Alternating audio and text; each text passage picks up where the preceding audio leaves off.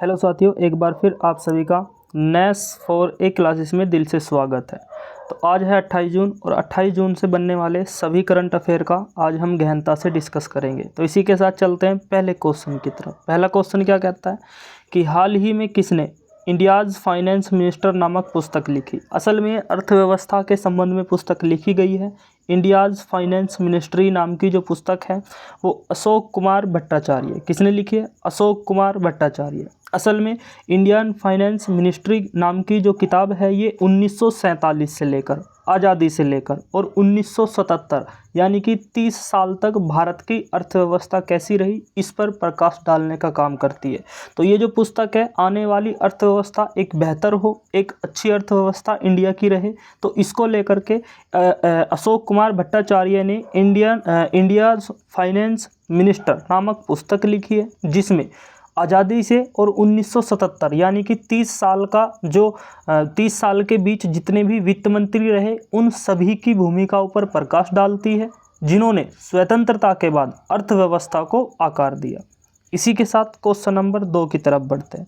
लिखा है कि हाल ही में कहाँ वितस्ता महोत्सव मनाया गया। दरअसल वितस्ता नाम की जो एक नदी है, और वितस्ता नदी कहाँ पर है आपको पता हो, या वितस्ता नदी का आधुनिक नाम जो है वो है झेलम नदी।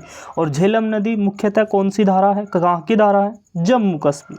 तो हाल ही में वितस्ता नाम का जो महोत्सव है, वितस्ता नामक जो उत्सव मनाया जाता है वो कहाँ पर मनाया जाता है? जम्मू कश्मीर, श्रीनगर में मनाया जाता है। ये देखो, ये वितस्ता नाम की जो नदी है ये झेलम का प्राचीन नाम है, जबकि कुछ ऐसी नदियां हैं जो जिनके प्राचीन नाम आपको याद होने चाहिए। जैसे अगर हम बात करें चेनाब का, तो चेनाब का प्राचीन नाम अस्कनी है।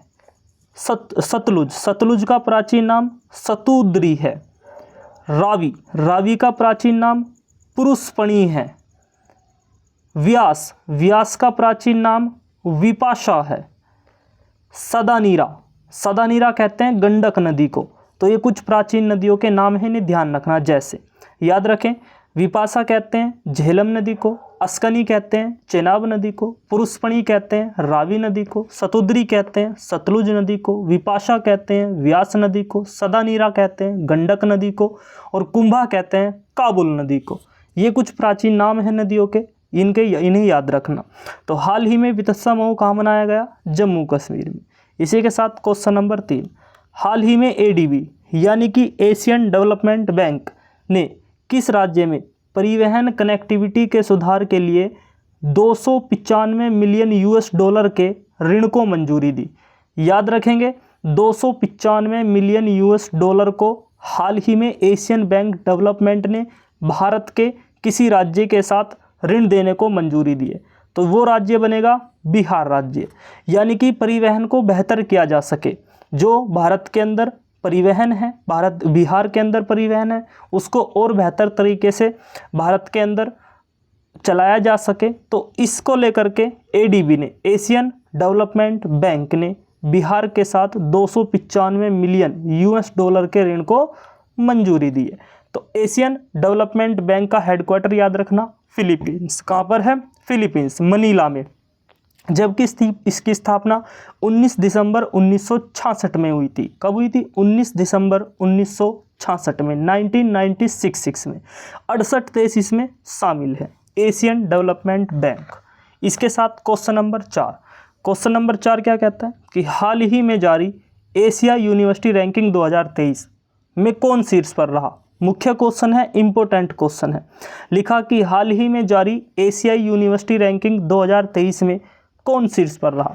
असल में एशिया की 200 से ज़्यादा यूनिवर्सिटियों ने इसमें भाग लिया, और इस रैंक में अगर सबसे पहले पायदान की बात करें तो सिंघू यूनिवर्सिटी, जो सिंघाई यूनिवर्सिटी है ये चाइना में है, और चाइना की यूनिवर्सिटी है, और किस शहर में है? बीजिंग शहर में। बीजिंग राजधानी है चूँकि चाइना की, तो चाइना की राजधानी बीजिंग शहर में सिंघुआ यूनिवर्सिटी है, और ये एशिया की सबसे शीर्ष पर आने वाली यूनिवर्सिटी है। अच्छा, अपने इंडिया की बात कर लेते हैं। अगर आप इंडिया की बात करोगे तो इंडिया की एक यूनिवर्सिटी है जिसका नाम है बंगलुरु यूनिवर्सिटी। बंगलुरु में है Indian Institute of Science university. कौन सी? Indian Institute of Science university. यह पूरी की पूरी 200 यूनिवर्सिटियों में 48वें रैंक के साथ भारत की टॉप बनी है। क्या बनी है कि पूरी एशियाई यूनिवर्सिटी रैंकिंग में 200 यूनिवर्सिटी हैं और उनमें 48वें पायदान पर बेंगलुरु की यूनिवर्सिटी है और ये भारत की सबसे ऊंचे मतलब भारत की सबसे टॉप यूनिवर्सिटियों में से एक मानी गई है। अच्छा, भारत की कितनी यूनिवर्सिटी शामिल हैं? याद रखेंगे कि इसमें 200 यूनिवर्सिटियां हैं और 200 यूनिवर्सिटियों में भारत की 18 यूनिवर्सिटी है और उन 18 में भी बेंगलुरु की जो यूनिवर्सिटी है वो सबसे टॉप पर रही, इसी के साथ वो भारत की टॉप यूनिवर्सिटी बनती है। लेकिन एशियाई यूनिवर्सिटी रैंकिंग में 2023 में शीर्ष पर कौन सी यूनिवर्सिटी रही? सिंघुआ यूनिवर्सिटी। सिंघुआ यूनिवर्सिटी पिछले 4 साल से टॉप पर रहती आ रही है एशिया के अंदर। क्वेश्चन नंबर 5, हाल ही में ओडीआई में यानी कि ओडीआई मतलब अगर हम इसकी बात करें कि हाल ही में ओडीआई में 15 शतक पूरे करने वाले तीसरे सबसे तेज क्रिकेटर कौन बने? ओडीआई यानी कि वनडे इंटरनेशनल क्रिकेट, यानी कि जो एक दिन में मैच खत्म हो जाता है, वनडे मैच होता है एक दिन में खत्म, तो वनडे इंटरनेशनल क्रिकेट जो है उसमें 15 शतक पूरे करने वाले तीसरे सबसे तेज बल्लेबाज कौन बने? तो ये बने शाई होप। कौन बने जी? शाई होप वेस्ट इंडीज़ के कप्तान हैं और इन्होंने वर्ल्ड कप 2023 में क्वालिफाई में नेपाल के खिलाफ सेंचुरी लगाकर कोहली का रिकॉर्ड तोड़ा है। किसका रिकॉर्ड तोड़ा है? विराट कोहली का रिकॉर्ड तोड़ा है। तो ये तीसरे सबसे तेज 15 शतक बनाने वाले व्यक्ति बने हैं। इसी के साथ क्वेश्चन नंबर 6 क्या कहता है कि हाल ही में नासा ने आर्टेमिस प्रोग्राम में कौन शामिल हुआ? हाल ही में नासा के आर्टेमिस प्रोग्राम में कौन शामिल हुआ है? तो इसका आर्टेमिस प्रोग्राम पहले हम समझते क्या है कि नासा का जो आर्टेमिस प्रोग्राम है इसका मतलब ये है कि एक बार नासा फिर से पुनः एक बार चांद पर व्यक्तियों को भेजेगा, जिसमें एक महिला एक पुरुष होगा। तो चांद पर व्यक्ति भेजने का जो प्रोग्राम है इसको आर्टेमिस प्रोग्राम कहा जाता है, जो नासा के द्वारा भेजा जाता है। और इसमें हाल ही में भारत शामिल हो रहा है। कौन शामिल हो रहा है? भारत शामिल हो रहा है। नासा की बात कर लेते हैं। नासा मतलब national aeronautics and space administration. क्या बताया? National aeronautics and space administration. तो याद रखेंगे, नासा का हेडक्वार्टर आपसे पूछा जाए तो इसका हेडक्वार्टर है वॉशिंगटन डीसी। यूएसए की राजधानी है वॉशिंगटन डीसी, जो पोटोमैक नदी के किनारे अवस्थित है। नासा की स्थापना 19 जुलाई 1958 में की गई, जबकि नासा के वर्तमान प्रमुख कौन है? Bill Nelson. कौन है? Bill Nelson. तो याद रखेंगे, नासा आर्टेमिस प्रोग्राम में हाल ही में कौन शामिल हुआ है? अपना देश भारत शामिल हुआ है। क्वेश्चन नंबर 7, हाल ही में किसने 200 अंतर्राष्ट्रीय मैच खेलने का गिनीज वर्ल्ड रिकॉर्ड बनाया? तो हाल ही में 200 अंतर्राष्ट्रीय मैच खेलने का गिनीज वर्ल्ड रिकॉर्ड किसने बनाया? क्रिस्टियानो रोनाल्डो ने। किसने बनाया? क्रिस्टियानो रोनाल्डो ने। तो क्रिस्टियानो रोनाल्डो अपने पूरे जीवन में 200 मैच खेल चुके, 200 अंतर्राष्ट्रीय मैच खेल चुके। और ये कहाँ के निवासी है? पुर्तगाल के निवासी है। कहाँ के निवासी हैं? पुर्तगाल के। पुर्तगाल की राजधानी क्या है? पुर्तगाल की राजधानी लिस्बन है। क्या है? लिस्बन। अच्छा, पुर्तगाल आप बताएंगे कमेंट में कि किस महाद्वीप में पड़ता है? जो पुर्तगाल देश है वो किस महाद्वीप का देश है? क्वेश्चन नंबर 8 है कि हाल ही में इफ्को ने नैनो लिक्विड यूरिया के निर्यात के लिए किस देश के साथ समझौता किया? यानी कि जो इंडिया है, इफ्को ने नैनो लिक्विड यूरिया बनाया है। ये भी क्वेश्चन आया था सबसे पहले कि जब नैनो लिक्विड यूरिया बनाया गया तो किसके द्वारा बनाया गया? तो ये बनाया गया इफ्को के द्वारा। तो अब इफ्को ने इसको निर्यात करना है और किस देश के साथ ये इफ्को निर्यात करेगा? यूएसए के साथ। किसके साथ करेगा? अमेरिका के साथ। इफ्को माने Indian farmers fertiliser cooperative limited. क्या बताया? Indian farmers fertiliser cooperative limited. इसकी स्थापना 3 नवंबर 1967 यानी कि 1967 में की गई। इफ्को की स्थापना तो हाल ही में ये किसके साथ समझौता हुआ? यूएसए के। और यूएसए में भी किस कंपनी के साथ? याद रखना, कपूर इंटरप्राइज इंक के साथ। किसके साथ? कपूर इंटरप्राइज इंक के साथ इसका समझौता हुआ। क्वेश्चन नंबर 9 क्या कि हाल ही में HAL ने भारतीय वायुसेना के हल्के लड़ाकू विमान के उत्पादन के लिए किसके साथ समझौता किया? यानी कि HAL मतलब हिंदुस्तान एयरोनॉटिक्स लिमिटेड। क्या बताया? हिंदुस्तान एयरोनॉटिक्स लिमिटेड ने अभी भारतीय वायुसेना के हल्के लड़ाकू विमान के उत्पादन के लिए किसके साथ समझौता किया है? तो ये क्या है?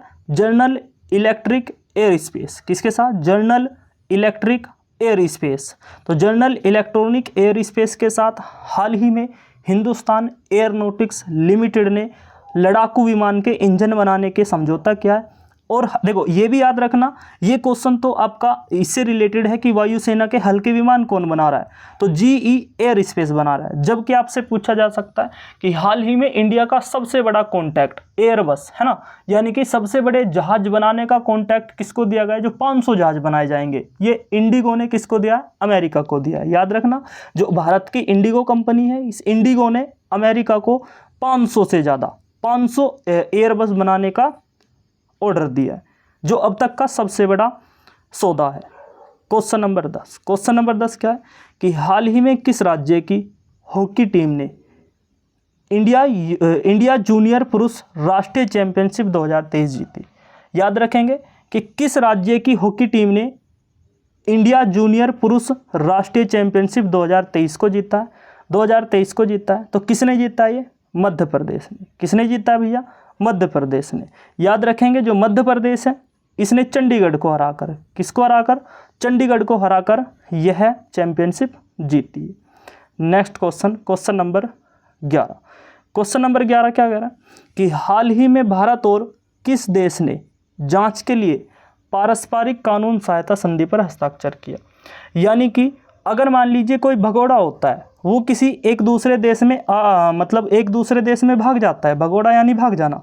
तो अगर कोई देश एक दूसरे देश में वो भाग जाते हैं, तो जो कानून होगा वो एक दूसरे की सहायता करेगा, यानी कि उस भगोड़े को या तो वापस उसी देश भेज दिया जाएगा जिस देश से वो आया है, या उसको कानून के तहत दंडित किया जाएगा। तो ये भारत और किस देश के साथ हुआ है हाल ही में? बेल्जियम के। तो भारत और बेल्जियम ने एक पारस्परिक कानून सहायता संधि पर हस्ताक्षर किए, जिसमें अगर एक दूसरे देश का कोई भगोड़ा होता है तो उसको वो बाकायदा कानून के तहत वापस कर दिया जाएगा। ठीक, अब उसको दंडित किया जाए या जो भी किया जाए वो उस देश के ऊपर निर्भर करता है। अच्छा, बेल्जियम की राजधानी क्या है? ब्रुसेल्स। याद रखना, बेल्जियम की राजधानी क्या है? ब्रुसेल्स। और ब्रुसेल्स में किसका हेडक्वार्टर आपसे पूछा जाएगा? नाटो का। किसका हेडक्वार्टर है? NATO। नाटो का हेडक्वार्टर ब्रुसेल्स में, जबकि नाटो की स्थापना 1949 में की जाती है। इसी के साथ क्वेश्चन नंबर 12, राष्ट्रीय सांख्यिकी दिवस कब मनाया जाता है? तो राष्ट्रीय सांख्यिकी दिवस प्रत्येक साल 29 जून को मनाया जाता है। कब मनाया जाता है? 29 जून को मनाया जाता है। और ये 29 जून को किसकी याद में मनाया जाता है? तो PC महालनोबिस। किसकी? PC महालनोबिस की जयंती है, और इस जयंती को राष्ट्रीय सांख्यिकी दिवस के रूप में मनाया जाता है। आज के क्वेश्चन इतने ही बनते हैं। अगर ये आपको वीडियो अच्छी लगी हो तो वीडियो को लाइक करना, शेयर करना, और नए हो तो चैनल को सब्सक्राइब जरूर कर देना। आज के लिए हम इतना ही करते हैं। धन्यवाद।